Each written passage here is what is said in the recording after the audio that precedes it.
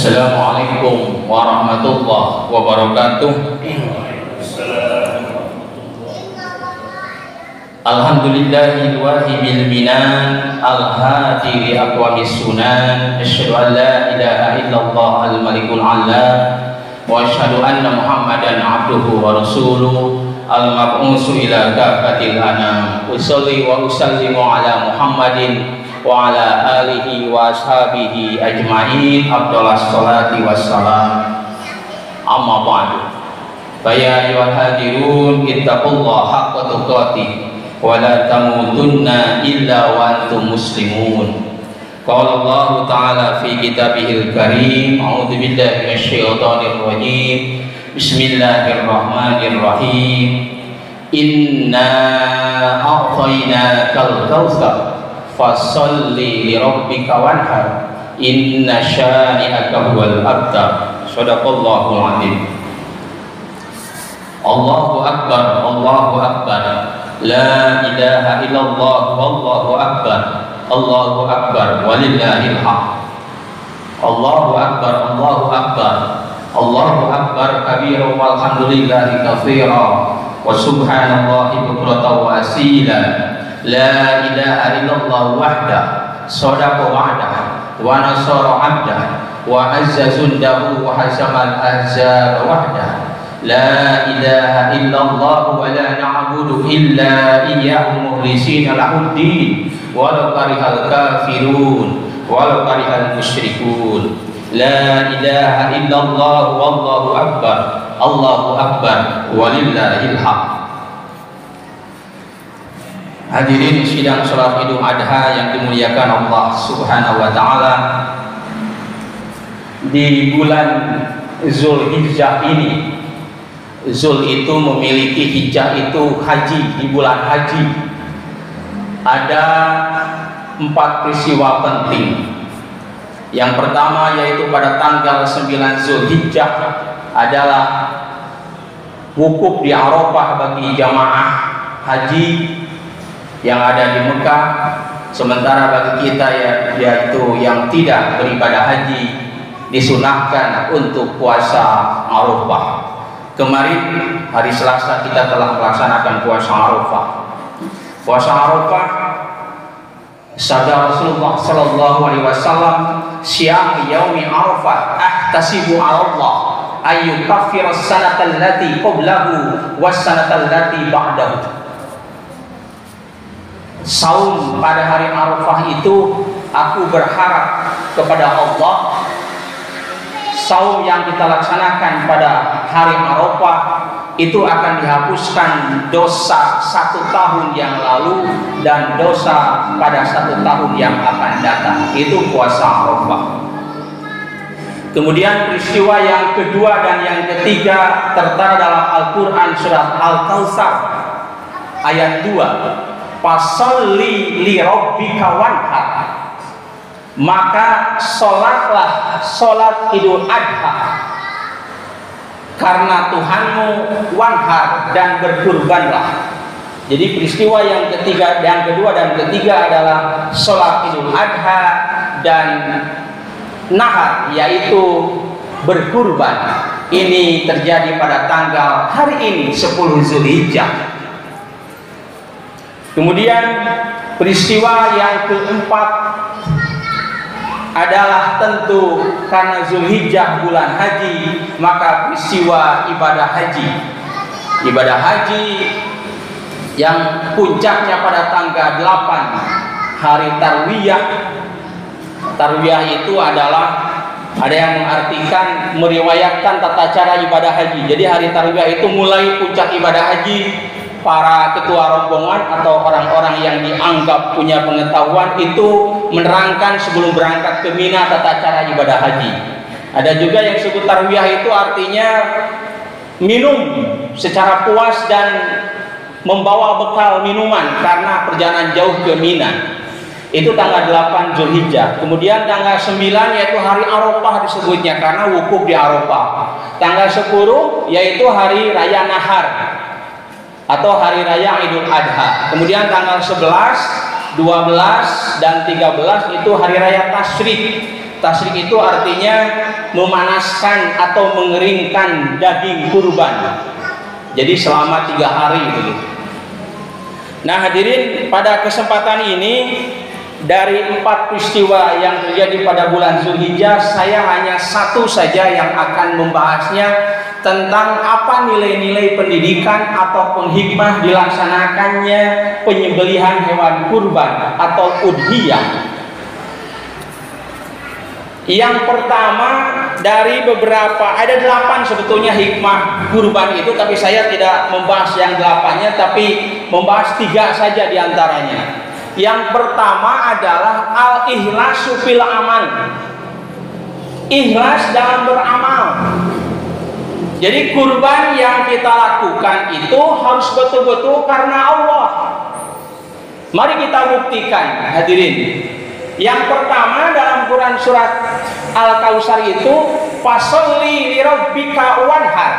Salat dan kurban itu harus lirabbika karena Allah, bukan karena siapa-siapa, bukan karena kesombongan, bukan karena ingin pamer harta. Sapi saya lebih besar daripada sapi tetangga, kambing saya lebih mahal daripada kambing tetangga, bukan seperti itu. Tapi betul-betul taujihul ibadah litigoi mardatillah, betul-betul menghadapkan, mewajahkan, melaksanakan ibadah itu karena Allah. Al-An'am secara umum 163 Allah berfirman, Kul inna sholati wa nusuki wa mahyaya wa mamati lillahi rabbil alamin, lillahi rabbil alamin, karena Allah Rabb semesta alam. Kemudian diperkuat surat Al-Bayyinah ayat 5, wa ma umiru illa liya'budullaha mukhlisina lahuddin. Kita melaksanakan perintah Allah itu beribadah kepada Allah mukhlisina lahuddin, betul-betul ikhlas menghadapkan diri kepada Allah Subhanahu wa taala. Bahkan kalau kita rangkaikan hadirin, dari 4 peristiwa itu, yaitu tadi puasa Arafah, sholat Idul Adha, kurban dan ibadah haji, ternyata unik rangkaian keempatnya ini lillah semuanya juga. Tadi dalam saum Arafah, tasibu ala Allah, aku berharap kepada Allah. Ini kan keikhlasan, ihtisaban. Kemudian tadi fasolli li rabbika wanhar, sholli dan wahar itu harus li rabbika, ini karena Tuhanmu. Apalagi ketika kita menyembelihkan ada doa, Allahumma hada minka walaka, Allahumma taqabbal minni. Ya Allah, sembelihan ini, rizki ini minka darimu, walaka dan untukmu, ini kan karena Allah. Kemudian yang unik juga ibadah haji. Ibadah haji itu harus karena Allah. Dalam Al-Quran surat Al-Baqarah ayat 196 dan Ali Imran ayat 97, kalau 196 surat Al-Baqarah ujungnya lillah, kalau Ali Imran ayat 97 awalnya lillah.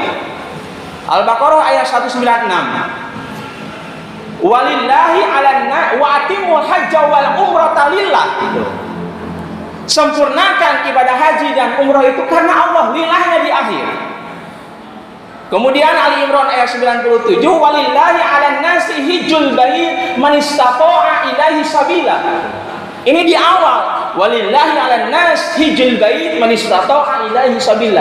Lillah di akhir, lillah di awal. Ini menunjukkan bahwa saum Arafah, sholat Idul Adha yang barusan kita laksanakan, kemudian nanti penyembelihan hewan kurban, dan para jemaah haji yang sedang beribadah haji harus betul-betul ikhlas karena Allah. Taujihul ibadah libtigoi mardatillah, bukan karena pamer harta, bukan karena kesombongan, bukan karena untuk menghina orang, bukan karena untuk mendaunkan orang, bukan karena kita kaya, bukan karena kita mampu, betul-betul kita misalkan nyinyir kepada orang yang tidak mampu, bukan, tetapi betul-betul karena ikhlas mengagungkan Allah Subhanahu wa taala. Kemudian hikmah saum atau hikmah penyembelihan hewan kurban yang kedua yaitu idharut taqwa ilallah, menampakkan ketakwaan kepada Allah Subhanahu wa taala. Takwa itu kan artinya intisalu awamirillah wajtinabu nawahi, melaksanakan perintah Allah dan menjauhi larangan Allah. Ini tercermin dalam Al-Quran surat Al-Hajj ayat 37 dan tercermin dalam Al-Quran surat As-Saffat ayat 102.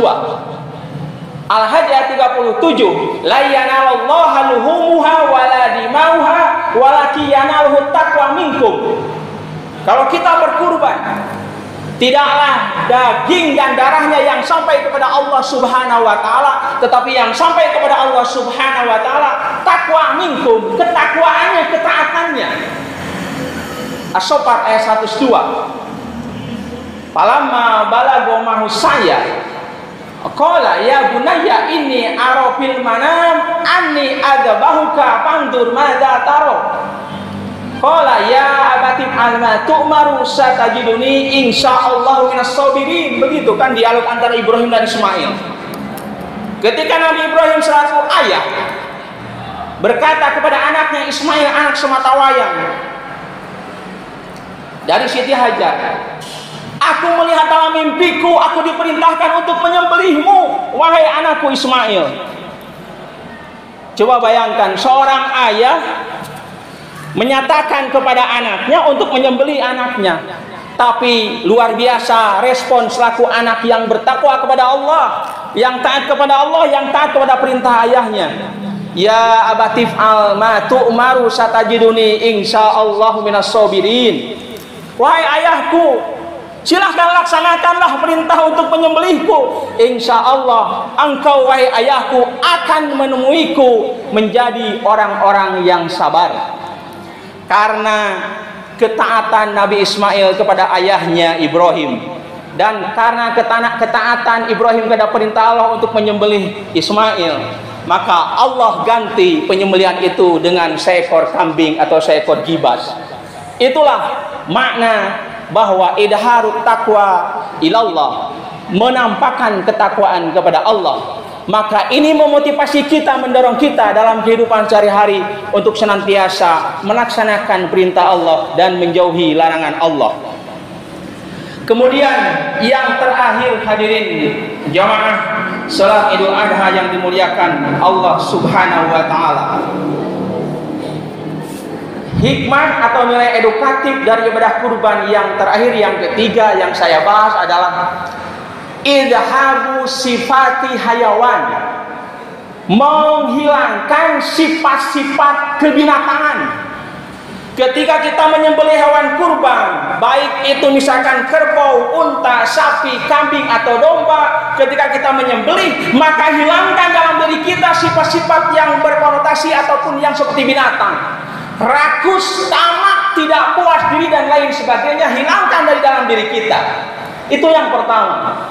Kemudian yang kedua, hilangkan dalam diri kita perilaku atau perbuatan yang berkonotasi jelek seperti binatang. Contoh, kalau kita di kantor, orang yang suka korupsi disebut tikus-tikus kantor. Tikus adalah nama binatang, maka hilangkan sikap korupsi seperti itu kalau kita diberi kepercayaan di perusahaan atau di kantor. Kemudian lelaki yang sudah punya istri atau belum punya istri, suka jajan pelacur, suka jajan pejina, disebut dengan lelaki hidung belang. Yang belang biasanya kucing atau binatang, maka hilangkan perilaku hidung belang. Perempuan siang sekolah, siang kuliah, tapi malamnya menjajakan diri menjadi WTS, tapi malamnya menjajakan diri misalkan menjadi pelacur, menjadi pejina, maka disebut dengan kupu-kupu malam. Maka hilangkan dari perempuan-perempuan muslimah, hilangkan dari perempuan-perempuan yang beragama Islam sifat atau perilaku menjadi kaum pezina, perempuan-perempuan yang kupu-kupu malam. Kemudian orang yang suka meminjamkan 100.000 harus kembali 150.000, itu namanya rentenir, disebut juga dengan lintah darat. Lintah adalah nama binatang, maka hindari dari kita dari yang namanya lintah darat.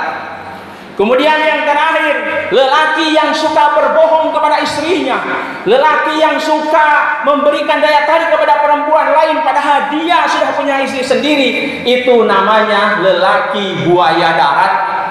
Buaya adalah nama seekor binatang. Maka kita sebagai lelaki, kalau tadi sebagai perempuan, maka kita sebagai lelaki hindari dari penamaan dari orang lain, apalagi dari istri sendiri, lelaki buaya darat.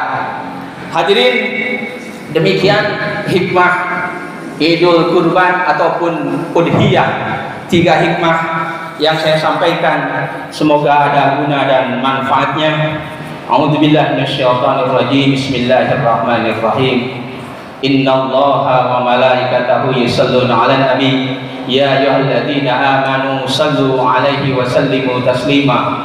Allahumma ighfir lil mu'minina wal mu'minat wal muslimina wal muslimat al ahya'i minhum wal amwat innaka sami'un qaribun mujibud da'wat wa qadiyal hajat. Allahumma inna nas'aluka 'ilman nafi'an wa rizqan halalan thayyiban wa 'amalan mutaqabbalan. Allahumma inna nas'aluka al-huda wa tuqa wal afa wal ghina. Allahumma inna nas'aluka ridhoka wal jannata wa na'udzubika min sakhatika wan nar. Rabbi habli minas sholihin. Rabbana hab lana min azwajina wa dhurriyyatina qurrata a'yun waj'alna lil muttaqina imama. Rabbana taqabbal minna innaka antas samiul 'alim wa tub 'alaina innaka antat tawwabur rahim. Rabbana atina fid dunya hasanah wa fil akhirati hasanah wa qina adzabannar. Subhana rabbika rabbil izzati amma yasifun wa salamun alal mursalin walhamdulillahi rabbil alamin. Assalamualaikum warahmatullahi wabarakatuh.